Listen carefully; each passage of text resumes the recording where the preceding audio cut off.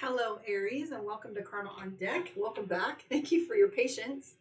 This is your Aries reading for the week of September 9th. So let's take a look and see what's going on for Aries. Go from here. So, all into my new house now. So, I've got my schedule to myself. I'm so excited. So, thank you for your continued patience.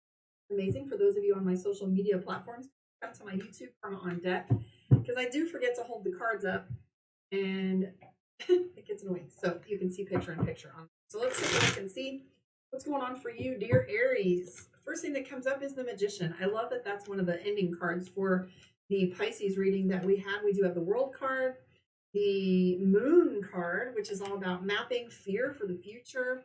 We do have the World card, the Hangman, the High Priestess, the Star. Wow. So that's a pretty action-packed beginning. I'll say for Aries, we've got 1, 2, 3, 4, 5, 6 already major cards. 7, 8. All right. So here's what this layout looks for you. I decided to pull the rest of the cards instead of talking about your back row. But your back row, the foundation for the reading is the Magician card, the World card, the Ace of Swords, the Moon, and the Three of Cups. So that tells me is that Aries is at the starting gate and getting ready to take off here. Aries has got the world at their feet. A lot of decisions are being made about your future. The Moon card talks to us about mapping. And what I mean by that is there are often times in your life where you come to this ground where you are forced to take a really long look at what you're doing, where you're going, how things are playing out, etc. And the Moon card is about being careful of looking at things. I know personally there are certain things that I don't want to look at that are such a mess. Let's talk about our credit, for example. You know, how many of us have our credit all jacked sideways and it's just so out of control we don't know where to start, or an event happened and we can't get on top of it. So these other things have to, take precedence over these things that are also important. So there's this level of fear of having to face some of these facts and some of this information. But what ends up happening is we get to this point where we realize we have to take control and we have to recognize, where we need to take some leadership. And so the Moon card right next to the Magician like that in the world there, you're also being cautious of who you're bringing into your circle. The Hangman, there's been some waiting game going on. You're feeling a little bit stuck. The High Priestess is telling you, though, your intuition should be firing right and left. The High Priestess is our card that talks to us about intuition and secrets. So if secrets are coming to light next a little bit, you'll start to notice that information is coming a little quicker and that your feelings are going to start matching the evidence and prove it, right, for yourself and the things that are going on around you. We have the Star card in play. This is a lot to be said here for Aries. So let me see if I can move through this quickly in our 10 minutes. But we have the Star card, and the Star card is all about alignment, right? So she's got this, she's the cupbearer, she's going into the river for her water like they used to do, and she's scooping her water, but nothing about her attention is focused on the task at hand. She's got her head in the clouds, so to speak.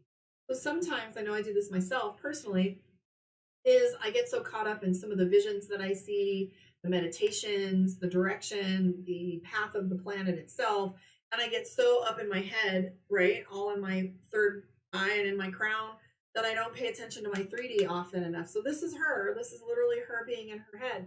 She has all these tasks at hand, but her head is in the clouds, her head is in the stars, like she's not even focused. So you might even have found yourself isolated in some respects because you have the Hermit card and you also have the Five of Swords. Sorry. So the Nine of Swords. So the Nine of Swords indicates like a ghost in your own home. He's starting to feel like he doesn't exist. He's starting to feel as if he's not making an effect. And maybe perhaps Aries has been in the COVID loop and finding themselves a little bit isolated and feeling a need to reconnect. The Emperor card is in play, which tells us that you need to take some leadership or that you are taking leadership, right? And so this is all about you standing up for what it is and speaking into existence the things that you require and that you need. Aries is having a hard time with money just a little bit with the Five of Coins. See, the coins are in the sky and the puzzle's right here. Like you don't even know which direction to go and you want to make good choices. So this map is in front of you and you're trying to decipher which directions it is you want to take. Watch your attitude a little bit. I mean, you've got some victory going on in your life right now. You have the King of Swords, and the King of Swords is victory.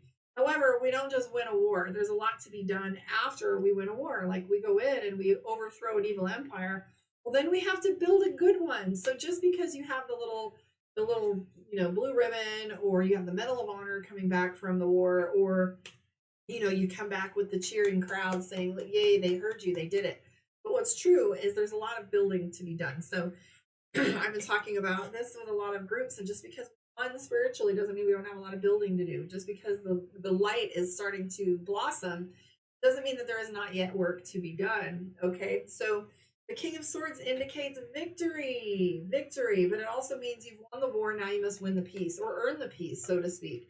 So you've got maybe an indicator that you've put things into alignment. Now it's time to start the engine and drive it. Now it's time to make sure that train stays on its track. Be cautious of your attitude with the Page of Swords that's here. You might have some unlikely outbursts. That doesn't necessarily mean they're negative, but as a paramedic for 20 years, there was often times where, people get in their hysterics, or people get upset and they can't think clearly, and I'm the voice of reason. And there's often been times where I've had to been like, the proverbial slap in the face on the scene with the hysterics, not literally, go slapping people, but you understand what I'm saying. It's like sometimes you really just have to snap people out of their hysteria, out of their psychosis, out of their like downward spiraling trips, and just taking leadership for yourself and speaking to that. But just be cautious, be as loving as you can. Sometimes we do have to be that card. Let's take a look for you. I'm trying to see if there's anything. It might be some world travel for Aries right now, because we have the world card, or that your job and of your projects may have a global effect, the world card, or it just literally means what is at your feet and have some steps to take. Also seeing the Three of Cups, which in this deck likes to tell us that you're keeping your circle small and being cautious of who you invite into your secrets, and you're keeping your moves close to the chest. So let's take a look at your Aries moon. KarmaOnDeck.com to book your one-on-one. Like, subscribe, and share to my YouTube, Karma on Deck. That's for those of you who follow regularly. You can see the cards picture in picture. Please let me know how you feel your reading went. And like I said, book on KarmaOnDeck.com. You don't have to text me. You can just go right on there and fill it out. All right, let's take a look. Book your time. Let's take a look for Aries moon. Page of Wands.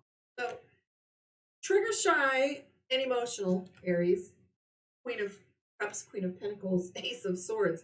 Just the Ace of Swords showing up the way that it is.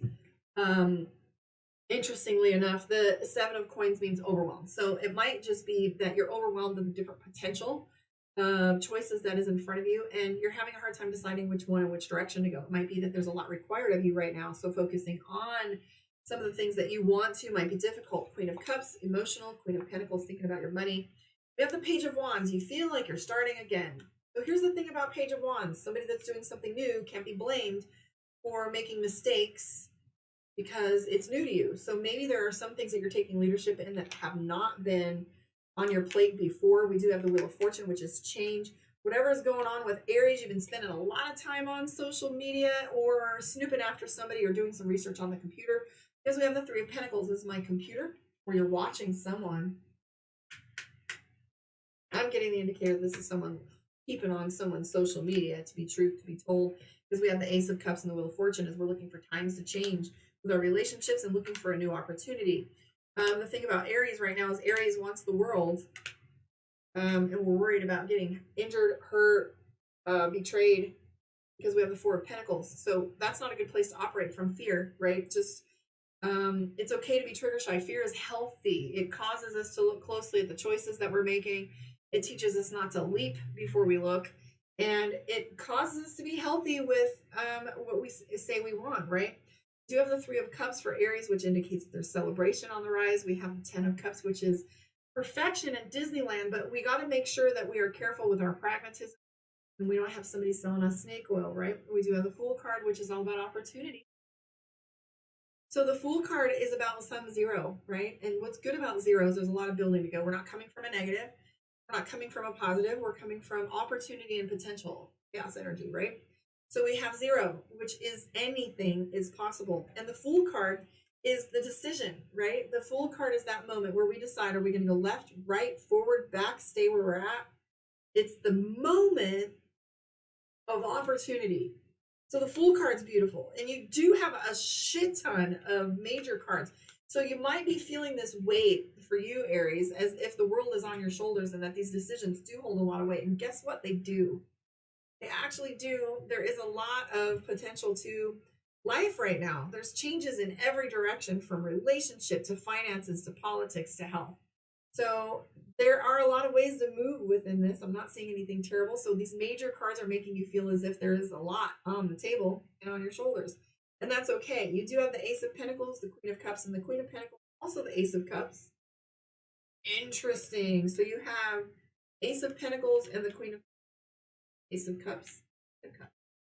Love and money is the same energy. I've said that 1,000 times. So if you're getting one right, just know that the other's likely to flow. If you think about love as being a give and take, you'll kind of recognize that as you're coming up on leadership and making really good choices with one, the other kind of follows, right? Be careful though. The 10 of Cups has a tendency to show us Disneyland, our perfect picture. And if you're not careful, you can actually buy into false fronts, scripts, and people that aren't real. So be careful of fakeness right now. Let's pull a card for you from Divination of the Ancients. See what your message is for the week. Authenticity. So the card for the week right here is about authenticity. I promise you that is the ticket to everything. Well, meditation and the answer is love, right? But authenticity really is the ticket. The more authentic you are, the less you have to try. True story. So authenticity is the key, guys. Thank you for hanging out with me. Like I said, let me know how you feel your reading went. I'll catch you on the flip side. I'll see you tomorrow. And book your one-on-one, karmaondeck.com. See you guys later. Thank you.